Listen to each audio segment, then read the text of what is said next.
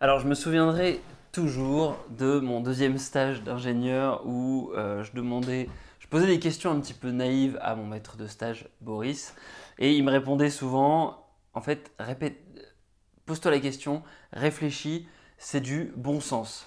Et aujourd'hui, ce que j'aimerais faire, en fait, c'est te donner le framework de Jeff Bezos sur comment est-ce qu'il organise ses réunions, et comment est-ce qu'il fait en sorte que les gens ils développent ce bon sens, comment est-ce qu'il fait en sorte que les gens développent une profondeur de pensée suffisamment forte pour éviter les débats stériles, les réunions où on essaie de vendre des idées avec des PowerPoint qui sont inutiles et qu'on aille au bout des choses.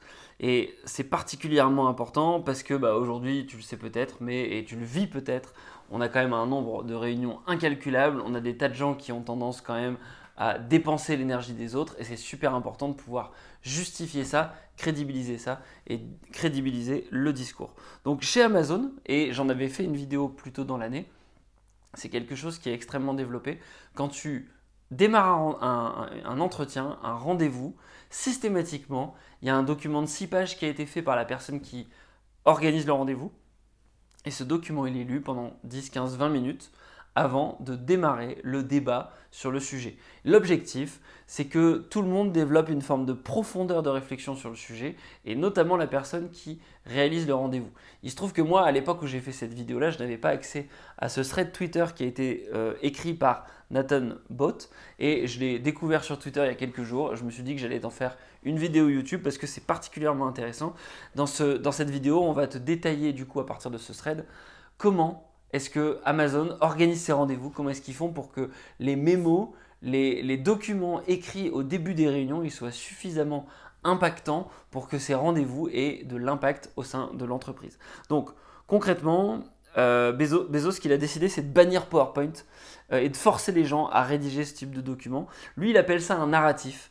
Donc c'est véritablement une forme d'histoire qui est organisée et structurée autour de 6 ingrédients.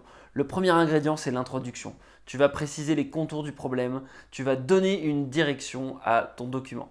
Deuxième étape, les objectifs. Là, tu vas donner les métriques du succès, les métriques de ton activité pour avoir un angle de lecture, pour savoir quelque part quel est l'objectif initial. Ensuite, tu vas donner les principes.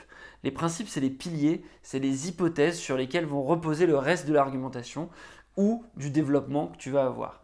Quatrième étape, l'état actuel. Là, tu vas informer ton lecteur sur l'état actuel du business, l'état actuel de ton activité, avec beaucoup de chiffres, beaucoup de détails qui te serviront après. L'objectif, c'est de donner de la clarté sur ce que tu réalises et de t'obliger à te mettre quelque part le nez dans ton caca, le nez dans la poussière, comme dirait Gary Vaynerchuk, avant de se mettre dans les nuages, et du coup de vraiment être dans la réalité des choses avec des faits tangibles. Ensuite, tu vas aller sur les leçons apprises. C'est la cinquième étape. Et là, ici, l'objectif, c'est de comprendre dans ce que tu as évoqué comme chiffre, ce qui est positif, ce qui est très bien, là où on est fort, et le négatif, à savoir là où on a des difficultés, là où on a des problèmes, ce qu'il faut résoudre. Et puis la dernière étape, ça va être de mettre en place une stratégie. Et ici, tu vas détailler ton plan, tu vas détailler comment est-ce que tu l'exécutes, tu vas détailler comment il est censé matcher avec les objectifs initiaux que tu as évoqués. Et voilà. Et donc ça va te donner une structure qui est très similaire à une histoire. Et finalement, ton document, il va avoir une forme de storytelling par essence, avec quatre grandes étapes en fait. L'intro qui va permettre d'accrocher le lecteur, d'accrocher l'attention, les objectifs et les principes qui vont développer les enjeux autour de ton histoire, l'état actuel qui va permettre du coup de donner un cadre, une installation et un historique quelque part dans ton développement, et puis enfin les leçons et les stratégies qui là seront vraiment analogues à l'histoire, à l'intrigue. Ce qui est intéressant ici, c'est que c'est vraiment différent de réaliser des slides PowerPoint un petit peu classiques. Pourquoi est-ce que PowerPoint n'est pas efficace? Parce que souvent on va faire des bullet points sur PowerPoint, souvent du coup ça va restreindre la pensée, ça va restreindre cet aspect de storytelling et cet enchaînement naturel dans les différentes étapes, et surtout quelque part si tu fais des bullet points sur ton fichier Word, c'est un peu comme si tu faisais des mauvais slides PowerPoint et du coup ça ne va pas traduire l'entremêlement des idées, l'enchaînement naturel des idées et comment est-ce qu'elles sont connectées entre elles. Et donc si tu fais ça, quelque part, si tu réalises un mémo de 4 à 6 pages, c'est beaucoup plus dur pour toi, la personne qui présente, c'est plus dur parce que ça va te nécessiter plus de travail, plus de réflexion sur comment est-ce que tu enchaînes tes idées, mais c'est beaucoup plus simple pour la personne qui va écouter, qui va découvrir ce que tu racontes. Et surtout, ça entraînera ensuite moins de cacophonie, moins de personnes qui dans les réunions commencent à donner leur avis au moment et qui vont t'interrompre au moment de ton PowerPoint en quelque part en dégradant l'histoire que tu es en train de raconter parce que tu n'as juste pas eu le temps de finir ton histoire. Donc c'est l'inverse des réunions courantes où chacun va donner son avis et ça c'est vraiment important. Voilà, donc ça nécessite du coup de la profondeur dans la réflexion et à la moindre erreur, quelque part, tout le monde va s'en rendre compte. Si tu te trompes dans l'installation, dans la mise en place de tes idées, les gens vont pouvoir te dire « Mais attends, là, tes chiffres sont incohérents, c'est pas cohérent à ce que je connais, ça n'est pas cohérent dans l'enchaînement des idées. » Bref, ils vont te le faire remarquer. Si dans ton intrigue, ça ne marche pas, mais ils vont te le dire aussi. Ta stratégie, elle n'est pas cohérente par rapport à ce que tu as dit avant.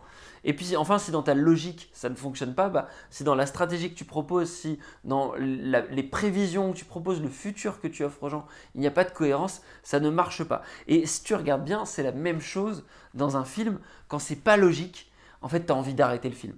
Quand une série, elle ne fonctionne pas, quand les enchaînements, ils te paraissent trop surréalistes, tu as juste envie d'arrêter la série. Pour toi, tu te dis, mais en fait, moi, ça ne me va pas, j'arrête tout de suite. Et du coup, quelque part, à ce moment-là, la confiance avec le scénariste, elle est brisée, tu arrêtes et tu passes à autre chose. Et on a tous connu ça, c'est la même chose avec les mauvais PowerPoint et les mauvaises réunions.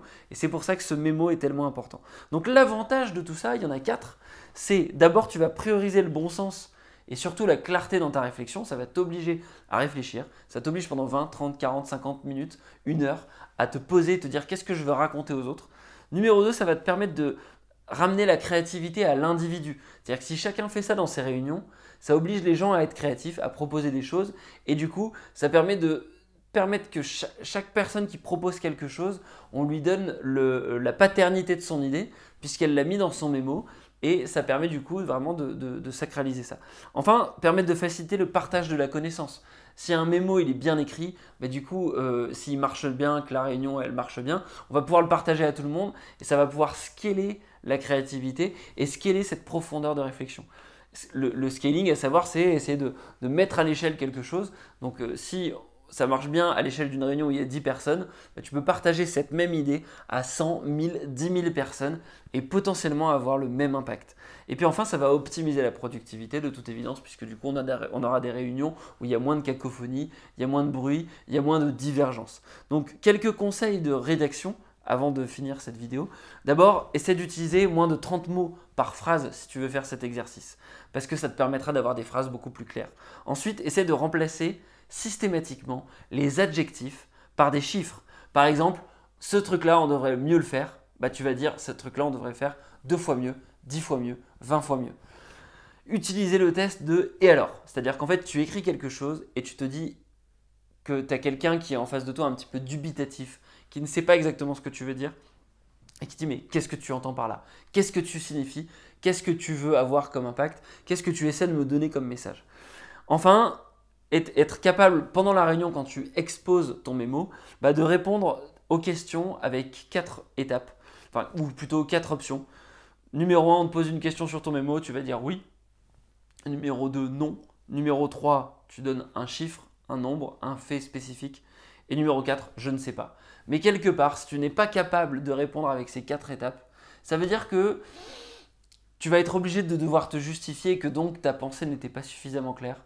Donc sans doute que tu tombes dans la catégorie je ne sais pas, ou alors sans doute qu'il y a un fait spécifique et que c'est pas la peine de faire un grand débat, tu donnes ce fait spécifique. Mais si tu n'es ni dans l'un ni dans l'autre, à ce moment-là, il ne faut pas te prendre la tête, il faut juste dire écoute, je sais pas et passer à autre chose. Voilà, j'espère que cette vidéo t'a plu. Il se trouve que dans cette vidéo, j'ai essayé d'appliquer un peu le principe qu'on développe dans ce thread Twitter, à savoir essayer d'être très clair à chaque étape, essayer de prendre vraiment presque une demi-heure, 1 heure à lister chaque idée, à décortiquer ce thread Twitter.